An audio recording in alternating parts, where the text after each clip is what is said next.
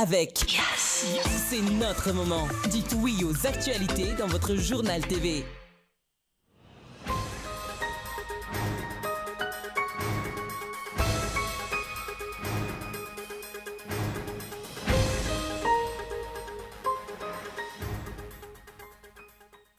Voatendry izao ariva izao eny amin'ny lapam-panjakana ny avoloha ny premier ministre lehibe amin'ny gouvernement vaovao ny fitondrana fanavozana. Mila fifampiresana eo amin'ireo tantsaha ny mpandraraha ny mpanjifa ny fijerena ny marimaritra iraisana mahakasika ny vidim-bokatra amin'izao fotoana izao manoloana ny fari-piainan'ny malagasy sy ny fahefa-mividy ambany. Mitohy hatrany ny fanampiana ataon'ny antoko malagasy miaramiainga ao Tomasina ho an'ireo trabona vokatry ny fandalovany rivodozaka izany. Notanterahana ny roany alahady ny latsabato ny fifidianana filoham-pirenena tao Congo manodidina ny telo tapitrisa ny mpifidy voasoratra anarana nantsona ny handatsabato ary andrasana avoaka ao anatin'ny 770 hatramin'ny 270 ao arin'ny fifidianana ny vokatra vonjimaika ny antsipirian'ireo no arahantsika ao anatin'ny fahampahalalam-baovao.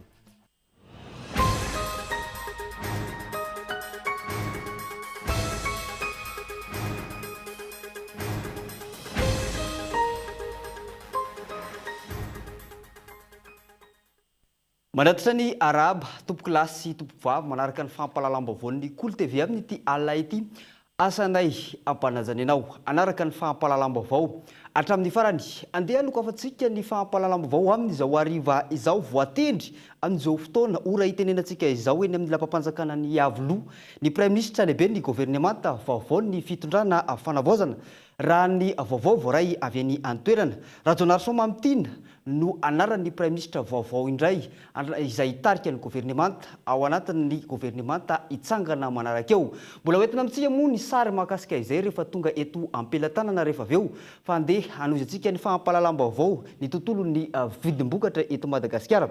Efa iaraha malala amin'izao fotoana izao ny fari-piainan'ny malagasy sy ny fahefa-mividy ankehitriny manoloana ny vidim-bokatra hoy ny fivonana momba ny vary eto Madagasikara. Mila fifampiresana eo amin'ny tantsaha, eo ihany koa ny mpandraraha, ny mpanjifa, ny fijerena, ny marimaritra iresana, eo amin'ny mpamokatra sy ny mpamboly mba ho takatry ny malagasy rehetra ny vidim-bokatra kanefa ihany koa tsy mamono ny tantsaha amin'izao fotoana izao. Andeha arahantsika ny antsipiriam-baovao mahakasika izay. Santry ny sarambabem-bahoaka ampidinina ambany ny vidim-bokatra saingy amono ny tantsaha-mpamokatra indray raha izany no hitranga hoy ny teo anivon'ny vovonana vary eto Madagasikara tsy ny vary ihany fa ny vokatry ny fambolena rehetra. Mitanky fampidinana ny vidim-bokatra mba ho takatry ny sarambabem-bahoaka ny malagasy matetika rehefa miakatra ny vidim-bokatra kanefa tsy tsapan'ny mpihinana fa faty antoka ho an'ny mpamboly sy ny mpamokatra izany. Fotoana iresahana andatabatra boribory ny mahakasika ny fahamahana io olana io mihitsy amin'izao fotoana izao hoy ny fanazavana. Antony iaraha malala ny fari-piainan'ny malagasy kanefa tsy ho azo ampidirina faty antoka koa ny mpamokatra. Ny tena vahaolana voalohany angambany ary izay tena voisin'ny vovolana foana moa zany tsisy afa-tsy ny fifampiresahana satria mpisehatra maromaro ny voakasika ao anatin'io vary io ary ny zava-misy eto amintsika tsy hoe le vary avy any amin'ny mpamokatra amin'ny ankapobeny dia tonga dia any amin'ny mpihinana fa misy lalana lalovany zany dia ireny lalana lalovany rehetrarehetra reny zany tokony miaraka amin'ny fanometanana sy miaraka amin'ny fampiresaka amin'le fandaminana azy satria ny zavatra iainantsika amin'izao ny misy zavatra hoe tsy azontsika iodivirany ohatra ny fahefa-mividin'ny mpanjifa zany zao tsy azontsika oharana zany na ho akarintsika amin'ny vidim-bary na ho ampidintsika amin'ny vidim-bary rehefa voafetra hoe hatreto ihany ny fahefa-mividin'ny mpanjifa dia izay zany no afaka vidiana. Tsy tokony ho adino fa mamaritra ny tsena koa ny lalan'ny tolotra sy ny tinady hoy ny fanazavana ka hanakirotan-javatra ny fikitiana tsy ampiheverina ny mekanisma efa hatramin'izay io raha misy fikasana fanomezana tombony ny iray amin'ireo andro telo mandrafitra ny famokarana sy ny fanjifana dia ny tantsaha, ny mpandraraha ary ny mpanjifa. Ny idealy indrindra dia ny vidim-bokatry ny tantsaha tsy tokony ahena fa ny fari-piainan'ny malagasy no mila karina. Tsy mbola tanteraka nefa izany noho ny fahefa-mividin'ny malagasy izay ambany. Raha ny hevitry ny vovonana dia miara-jerena miaraka izy rehetra. Ny antony mantsy raha vao jerevana amin'ny tsitokatokana izy dia ohatra antsika izao andray ohatra raha ny mpamboly manokana izao ny jerevana manokana dia andao ary atao izay abetsaka ny vokatra zany dia mazava ho azy rehefa be dia be ny vokatra io dia tonga amin'ilay lalàna ny tolotra sy ny tinady dia arakaraky ny amokarany besaka zany a no mahatonga anazy lasa hoe tena hiditra kany amin'ilay lalàna ny tolotra sy ny tinady io a hampidina be ny vidin'ny vary de ohatr'izay koa ny aty amin'ny mpanjifa aty amin'ny mpanjifa koa zany tokony jerena hoe ory mpanjifa tena tia vary malagasy ve tsika de ahoana ny apakaratsika ny lentan'ny vary malagasy satria anisan'ny fomba anankiray hoentin'ny mpanjifa mapakatra ny lentan'ny vary malagasy ane ka ny fanomezan'ny laharam-pahamena ny fividianana vary malagasy misy ireo tantsaha tsy mahavita taona ny vokany izany hoe manatevin-darana ny mpanjifa izy rehefa lany ny eo am-pelantanana misy koa ny mahavita taona fa mila vola dia tsy maintsy mivarotra mivadika ao mpividy indray izy avy eo vitsy ihany ireo manana ambom-bava ary afaka mamatsy ny tsena anatiny mba ho vola miditra ao aminy kokoa fomba fitrangan'ny olana amin'izao miakan'ny mpanangom-bokatra sasany ny vokatra eny amin'ny tantsaha mora be izay miteraka fahatyantoka ho an'ireo tantsaha makatombo miaopapana ary avy eo lasa midangana ireo vokatra rehefa eny an-tsena ka tsy takatry ny sarambabem-boaka eo ny ilana ny fandrindrana sy fidirana antsiatry ny tompona ndraiky mpanjakana izan-tokony lafim-baovao mahakasika ny tontolo politika vaovao mampalahelo no dimandry androany ny minisitra teo aloha Richard Randriamandrato araka ny fampitam-baovao izay voaray ny tenany izay efa nitanany andraikitra maha-ministry ny toe-karena sy ny fitantanam-bola ary avy eo notendrena ho ministry ny raharaham-bahiny tamin'ny andro ny fitondrana teo aloha Anny Rajoelina izy ihany koa no kandidany Madagasikara ny fanenana tamin'ny toeran'ny filohan'ny voamerany vondrona afrikanina avy amin'ny firenena mikambana eo anivon'ny SADC ny fianakaviam-ben'ny Cool TV FM dia mirary fionana feno ho an'ny fianakaviana sy ny mpiara-miasa amin'Andriamatoa Richard Randriamandrato amin'izao fahalasana izao. Lafim-baovao hafa kosa indray mifandraiky amin'ny fiatrehana taorian'ny fandalovan'ny rivodozaka izany mitoetrany ny fanampiany ny antoko malagasy miara-miainga ao Toamasina amin'izao fotoana izao ho an'ireo trabola vokatry ny fandalovan'ny rivodozaka izany tao Toamasina faharoa no nanatanterana tamin'ity manaraka ity tsy tsada ny fanampiana ny mpiarabelona araka ny teny filamatra izay manoro lala mahitsy mamindra aina raha ny fanazavana andeha rahantsika ny antsipriam-baovao mahakasika izay. Mitohatra ny asa fanampiana n'ireo trabona ao Toamasina vokatry ny fandalovan'ny rivodozaka izany ataon'ny antoko malagasy miara-miainga tao Toamasina faharoa no nanantanterahana izany.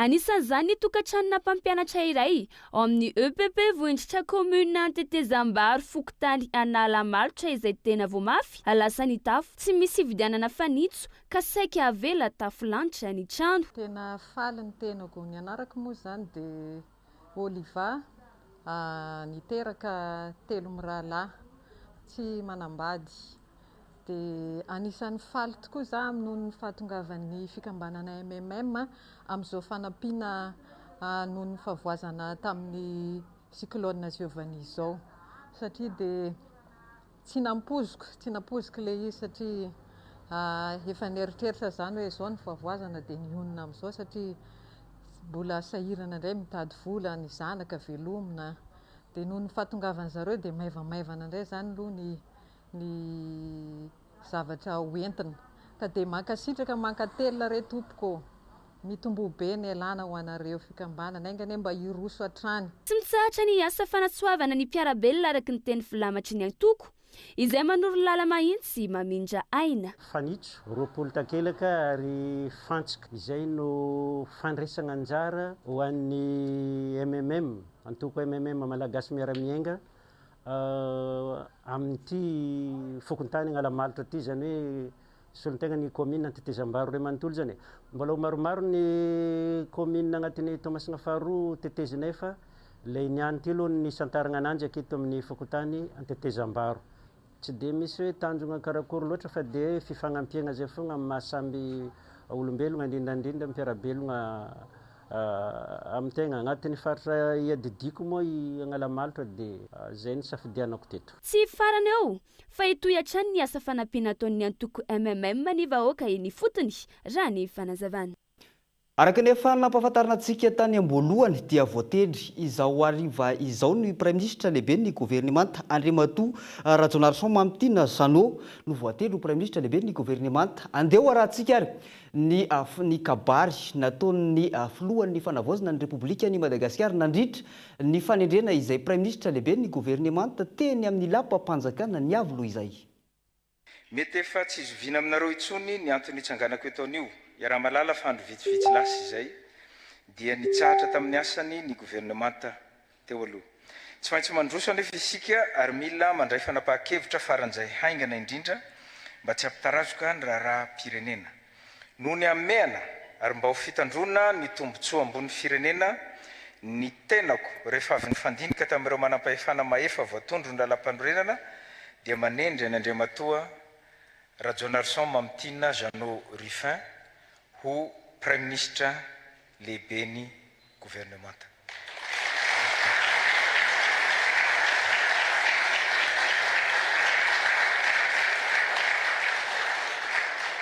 Isaorako etony ianareo rehetra avy amin'ny sehatra maro lafy izay nitondra anjara biriky ka niezaka ny nitondra tolo-kevitra tao anatin'izany fandraisana fanapahan-kevitra izany. Isaorako ihany koa isika manam-pahefam-panjakana rehetra tamin'ny finiavana sy ny fahavononana hitondra vahaolana haingana ao an'ity firenena iaraha-manana ity. Eto dia mitodika aminao manokana ny tenako Andriamatoa Prime Ministre, maro ny adidy sy andraikitra miandry anao.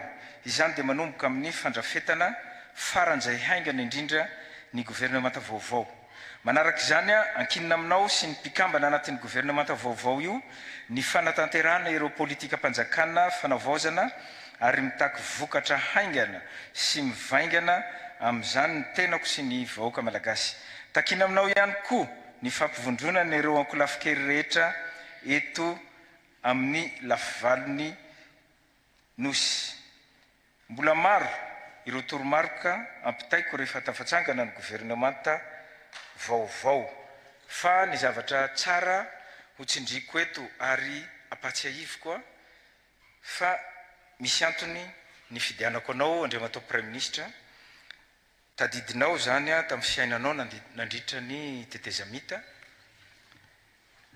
mbola manamboninahitra ianao tamin'izany manamboninahitra miaramila nahazo tsindry tamina manamboninahitra ambony anankiray tao amin'ny tetezamita dia aleonao nametra-pialana.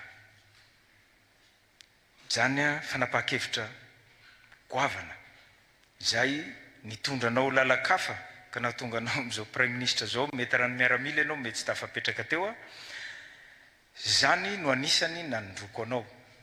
Mila fanapahan-kevitra goavana ty firenena malagasy ty. Anatiny ataontsika hoe kiondalana tsika zao. Raha olona anaradrery rano fotsiny hanaraka ny politika efa mahazatra teo aloha no mipetraka amin'ny toeranao io dia tsisy zavatra iova eto Madagasikara. Manaraka an'izay Andriamatoa Prime Ministre, ny aina lalandava ianao tao anatiny ady amin'ny kolikoly. Mbola vao lieutenant ianao tamin'izay dia efa tany amin'ny Bianco ary zay angamba nahatonga ny tsy fanarahanao tamin'ny lehibenao tamin'izany ka nahatonga anao nametra-pialana tsy ho manamboninahitra tamin'izany.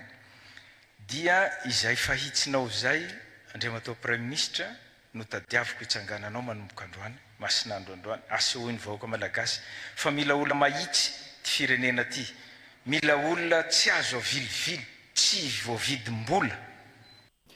Marihana fa tale général-ny Samefinina moa ny Prime Ministre lehibe ny gouvernemanta amin'izao fotoana izao io fa anozy antsika ny fahampalalam-baovao niara-ny salahy nanadio ny morontsiraka ao amin'ny Portkely izay hany plazy tokana ao atapo-tanàna ny Toliara ireo tanora mivondrona ao anatin'ny fikambanana tanora mandraindraikitra tanjon'izy ireo ny hitandro ny fahadiovan'ny tanàna ary koa hampitombo indray ny fahatongavan'ny mpizahatany hitsidika any Toliara. Andeha rahantsika ny fanampanazavana mahakasika izay entiny Bonhomme Élysée. Tanora maro no nandray anjara tamin'ny fanadiovana ny Portkely eto an-tampon-tanàna Toliara. Ity plazy ity izay nahitana fivangoan'ny fako nandritra ny taona maro. Mazava ny tanjona amin'izao hetsika fanadiovana izao ireo mpandray anjara dia ny andray anjara amin'ny fampandrosoana ny tanàna Toliara ary koa ny hiantohana ny fahadiovan'ny tontolo iainana sy ny fahasalaman'ny mponina. Hatsapahanay dia hoe manomboka amin'ny vatantenan'olo tsirairaiky izay fampandrosoa zay ary natomboka amin'ny fahadiovam-panahy, fahadiovan'ny tanàna zay ro fandrosoa voalohany zany. Ty no toerana zay hoe hitanay fa haninto mpizahatany mety fitsangatsangana, fialan'ny sasatsy ary nisy koa fanentana zany zay nataony avy ao amin'ny kominy tonga dia fanandeha zahay zany fanahena satria mifanaraka amin'ny eritseritsy ny fanjaisanjaikitsy. Ary nanolo tena mihitsy zahay satria tianay koa zany mba hoe madio ny tanàna, madio ny fitsangatsanganana, madio ny sisindriakan'ny faritany Toliara zany. Tena maro ane ny olona mpisangatsangana ty Toliara. Raha vao tsara zany ny fandiovana azy, tsara ny fikarakarana azy zany, atao zay hametimety hampadio azy bebe kokoa zany.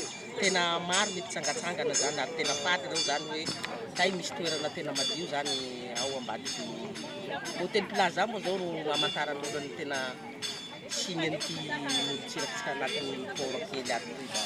Nanamafy ihany koa ireo tanora mandray andraikitra fa mbola maro ny ezaka tokony atao amin'ny fanatsarana ny endriky ny tanàna. Mbola hita zany eto hoe misy zavatra tokony mbola hofatsaraina. Toy izany zao ny fametrahana ny baka fanariana ny zavatra maloto reto. Dia anisan'izany koa zany le fanentanana satria na dia hodiovintsika tahatonina koa moa zany ty. Raha ohatra ka tsy mandray ny andraikiny zany ny tsirairay, tsy zavatra fiova mihitsy. Zay hitanay asa fampandrosoa zay tsy hodianay tsy hita. Tahaka ny atao ny fitonjana amin'izao zany. Ohatsy fanomezany camion zay mpanary fako, isaoranay azy bevata, misaotra ny président colonel Mikael zany amin'izay asa fampandrosoa. Fa tsy manantoko politika, fa nizaniza eo hitanay hampanjoso antanàna itoy, antanàntsika toy, Toliarantsika toy, Madagasikaratsika toy, zahay manona anazy zahay tama. Nanao antsoavy ho an'ny mponina sy ny fikambanana rehetra ny fikambanana tanora mandray andraikitra mba hiara-entana amin'ny fanadiovana sy ny fampandrosoana ny tanàna Toliara ho tombotsoa ny tanàna ankehitriny sy ny hoavy. Toy ny raharaha fandrodanana ny Colisée eny amin'ny faritry ny rovan'ny Manjakamiadana nanamafy ireo mpitan-kasina fa mitohy ny fandravana ny Colisée amin'izao fotoana izao tao aorian'ny tomboka angady ho mariky ny fanomboana ny fandrodanana ny Colisée ao anatin'ny faritry ny rovan'ny Manjakamiadana niverina niakatra teny amin'ny rova indray ireo mpandalina nentin-drazana ho an'ny androany sy ireo mpitan-kasina fa vasa amin'ny fandrodanana ny Colisée no nitranga tamin'ny faran'ny herinandro lasa teo iny nataon'ny avy ao anivon'ny mpitory makasika ity fandrodanana ny Colisée ity.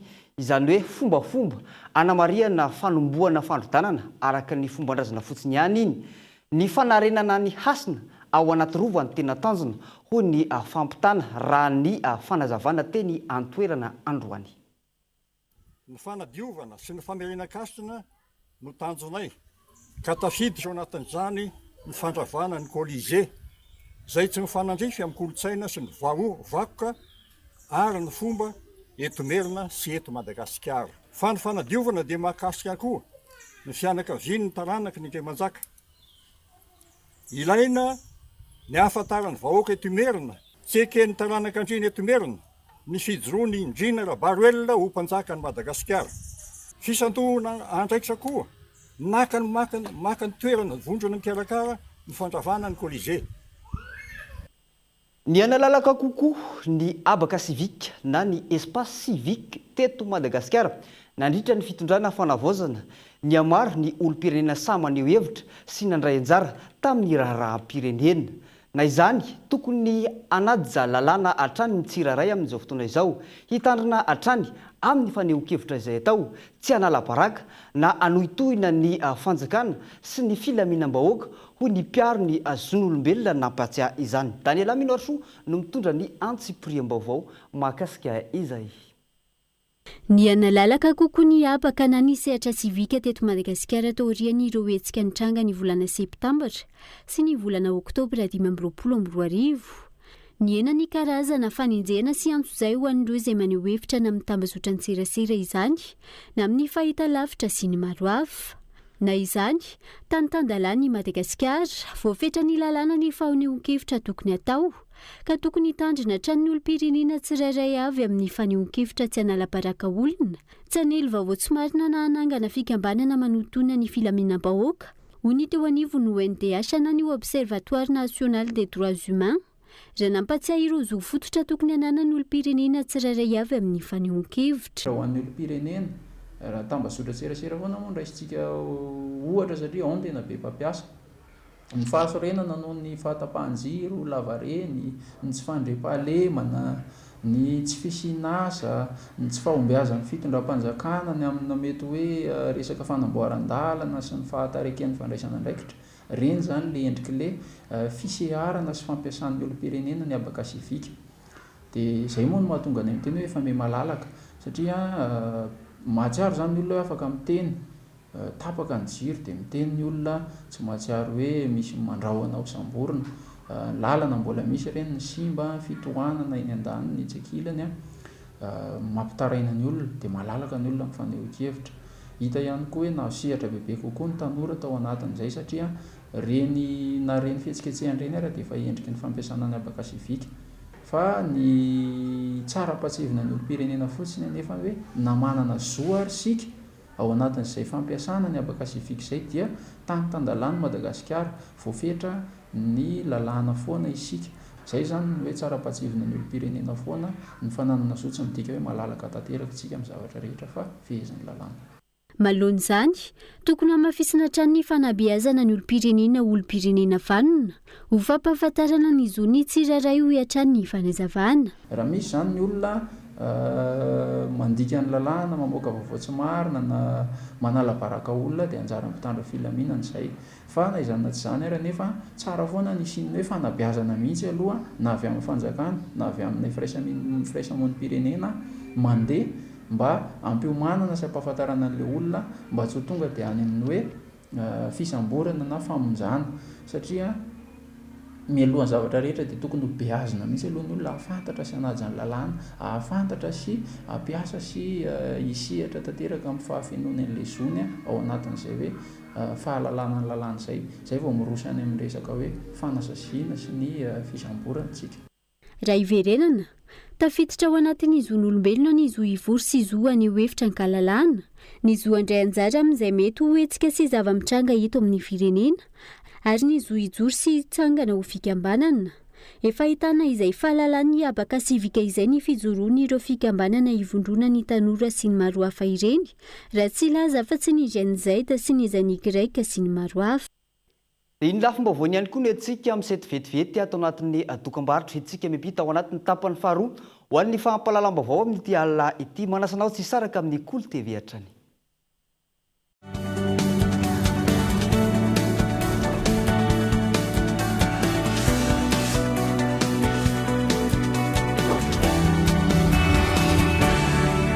Aizé ataontsika bobaka ho ala mega vava be Yellow 2500 misy data 2,4 giga isurfena milaminy 1,2 giga manakerin'ny tontolo andro ary 1,2 giga ampiasaina manomboka amin'ny 10 RAL hatramin'ny 9 ora maraina. Ny vidiny 2500 ariary monja dia kife ho aingana ny Yellow 2500 tsindriony dièse 322 étoile 69 dièse na midira amin'ny super app Yas et moi.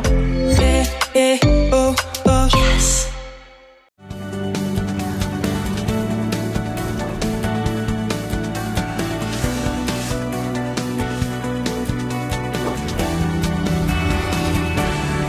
Mbola terina hatrany ny araba tompoko lahy sy tompoko vavy tompoko soa atao anatin'ny tapany faharoa ho an'ny fahampalalam-baovao amin'ity alina ity. Nanolotra zava-pisotro vaovao amin'ny filosana kanety ny orinasa Star.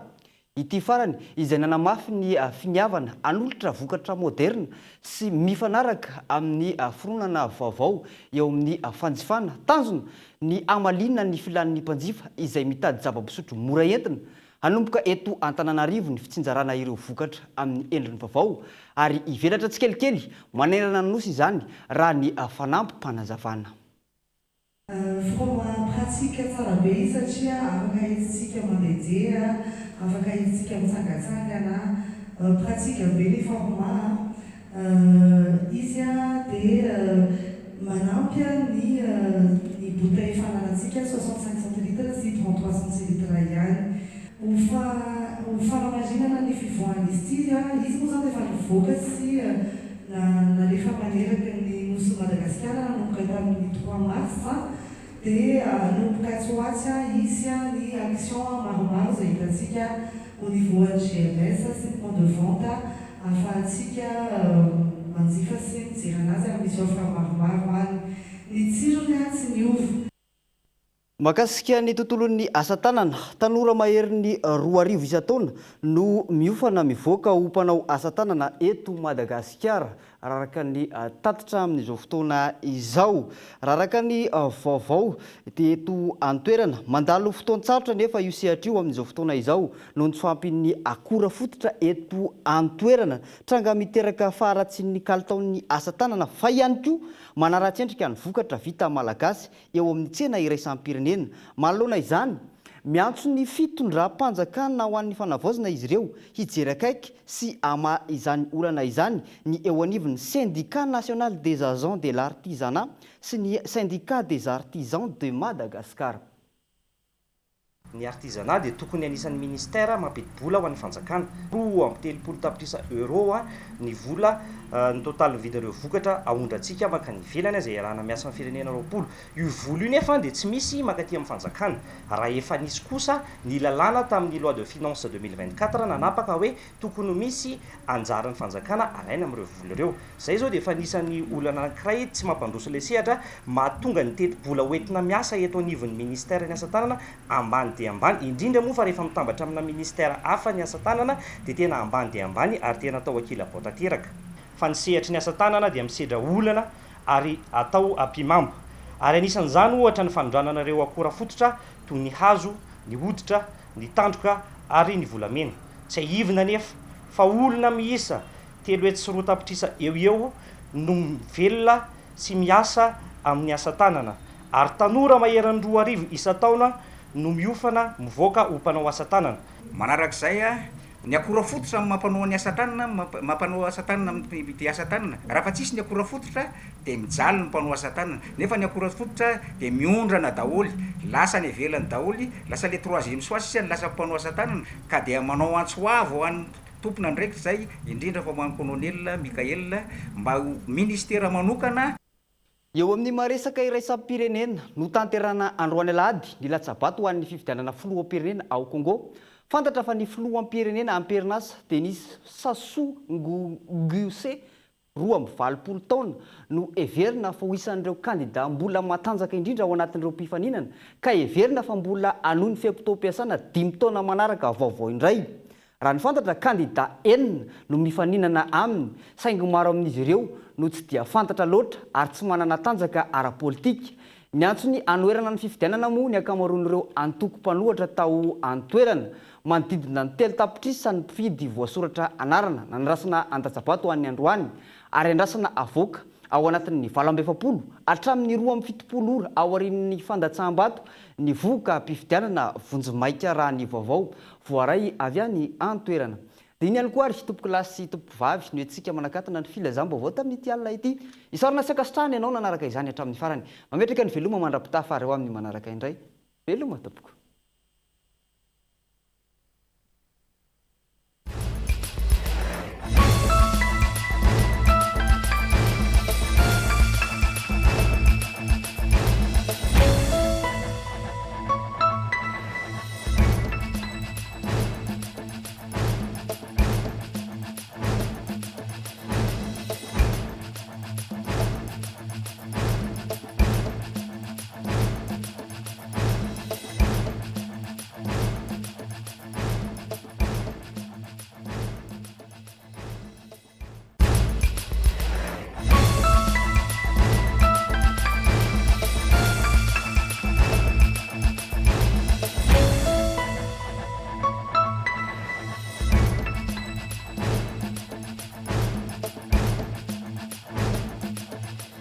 Avec Yassi, c'est notre moment. Dites oui aux actualités dans votre journal TV.